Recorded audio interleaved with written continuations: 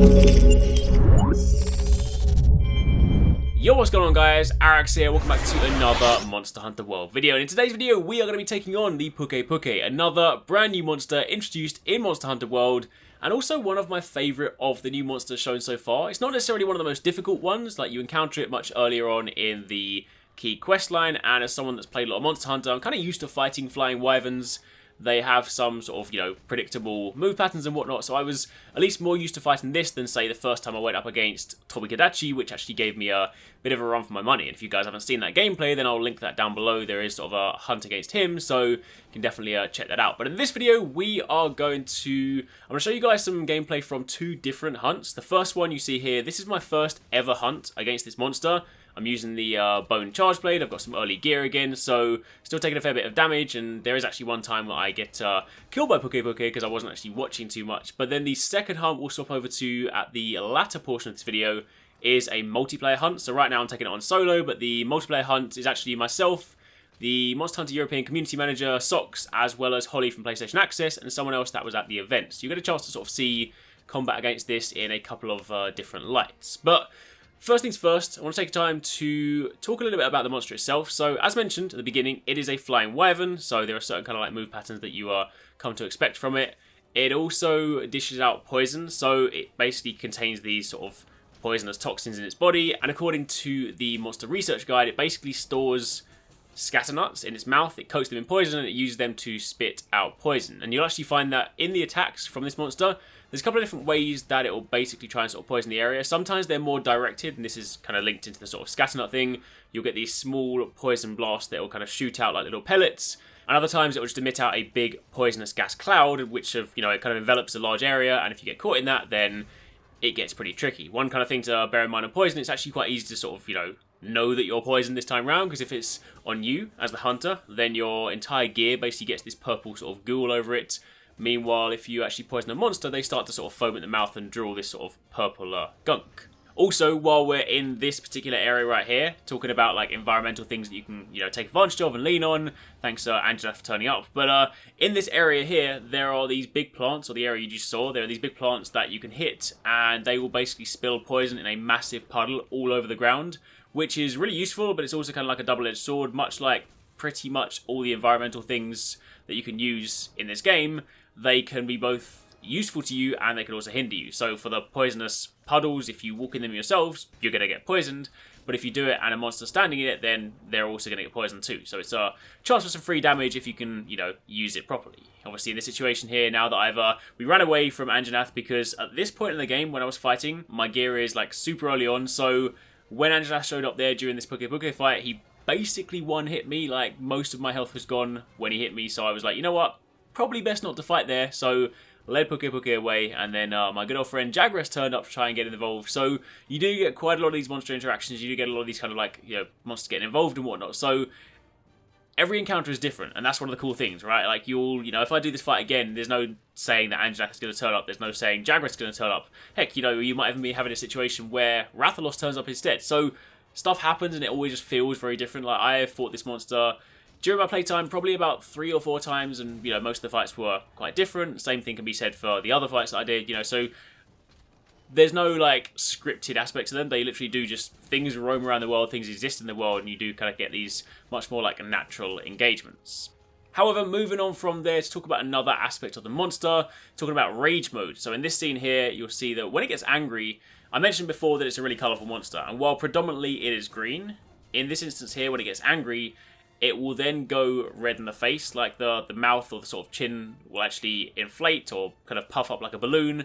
It glows red, bright red in the face, the feathers on the head also go a little bit red, and the tail puffs up a bit, and it just becomes like super colourful. But of course also in this situation it then becomes a lot more aggressive, and then when it comes to spitting out poison, that happens a lot more frequently. In fact, this is the point during my first hunt against this monster that I died. You'll see in just a second that it's basically just going to shoot poison at me, knock me over, and then as soon as I get back up, it's going to mess me up again. So I'll let you guys watch that first, and then we'll pick up there afterwards.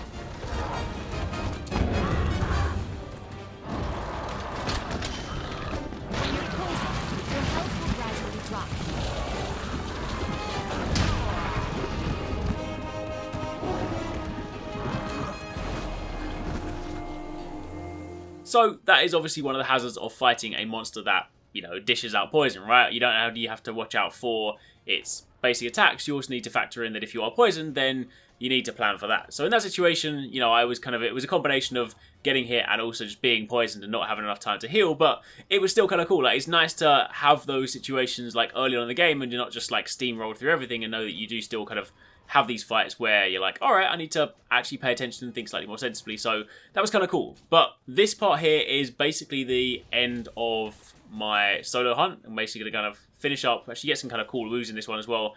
Managed to land a cheeky KO on the monster too. So I'm going to let you guys watch out the remaining part of this hunt, and then after that we're going to jump over to some of the multiplayer stuff, and then we'll chat a little bit more about that in just a second.